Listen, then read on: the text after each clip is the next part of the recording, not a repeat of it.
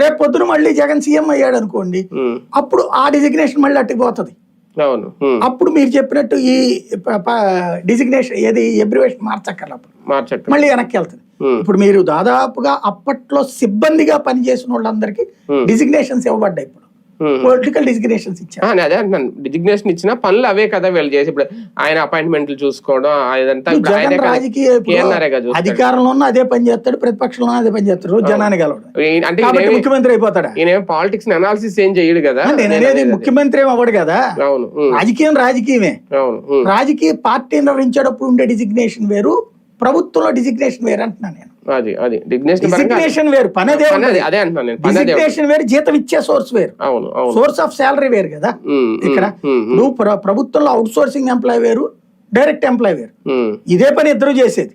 ఓ teacher గారు outsourcing teacher, contract teacher, general teacher ఒకే పని చేస్తారు, కానీ జీతం వేరు, వాళ్ళకు వచ్చే అర్హతలు వేరు, డిజిగ్నేషన్ వేరు. భవిష్యత్తులో జగన్ అధికారంలోకి వస్తే జగన్ చుట్టూ ఉన్న వాళ్ళు అవినీతి పరులు, అక్రమార్కులు, వాళ్ళ మీద ఎన్ని కేసులు ఉన్నాయి చూడండి అని చెప్పుకోవడానికి ఇప్పుడు ఒక ప్లాట్ఫామ్ రెడీ అవుతుందా టీడీపీ? అదేం కాదు, ఒక భయాన్ని ఎలా నెలకొల్పాలనుకుంటున్నారంటే, రేపు పొద్దున వీళ్ళు పొరపాటున అధికారంలోకి వస్తే జగన్ వాళ్ళు ఇక చంద్రబాబు జోలికి వెళ్ళకూడదు, అదే బాబు గాని లోకేష్ జోలికి కానీ వెళ్తే, అంటే ఇంతకు ముందు ఏంటంటే అవినీతి, ఏ రాజకీయ నాయకుడు అవినీతి చేయకుండా అంతా పర్ఫెక్ట్ గా ఉన్నాడని జనం ఎవరైనా నమ్ముతారా?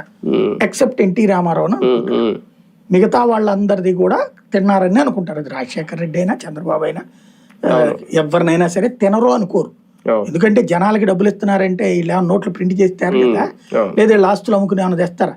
కాబట్టి వీడు అవినీతి, ఇది నా ఇంటిని టచ్ చేయనంత వరకు, నన్ను బలవంతం చేసి లాక్కోనంత వరకు ఆడి అవినీతి నాకెందుకులే అనుకుంటారు జనం.